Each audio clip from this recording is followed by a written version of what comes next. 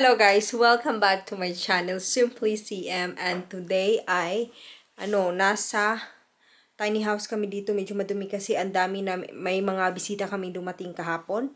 And yeah, hindi na ako nakapag-vlog ng sobrang tagal guys kasi life has been very busy, pero naisip ko mag-vlog tayo ngayon ng madalian lang kasi gumagawa kami ng pizza and Martin is very good at making pizza.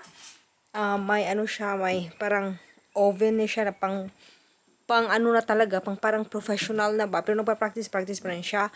And yeah, he's now making, grabe ang haggard ko. He's now making a pizza. Pakita ko sa inyo. So there guys, yan na yung aming pizza na ginawa niya talaga from the scratch. Siya yung nag-form talaga ng flour, ganyan. Tapos, yan, i-zoom natin. Yumshi. Tapos yung apoy guys, nandyan sa gilid. Yan. Ooh.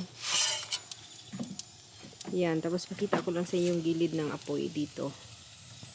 So there. Anyway.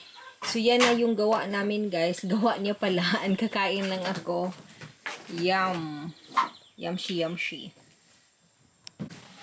My God, ang hagay ko. Wala akong ligo, guys. But anyway, nasa bahay lang din naman ako. Yeah. Paano ko ba? Parang ang tagal lang, hindi ako nag-video, hindi ako sanay. Oh, kailangan palang picturean yung ginawa niyang Wait na muna kayo.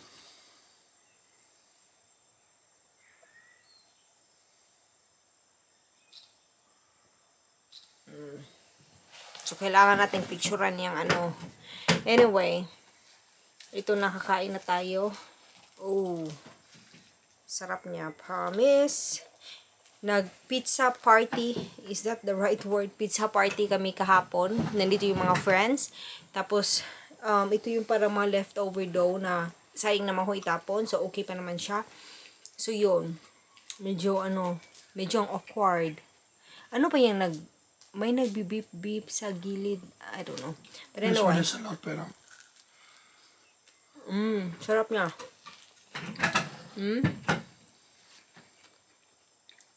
Sarap.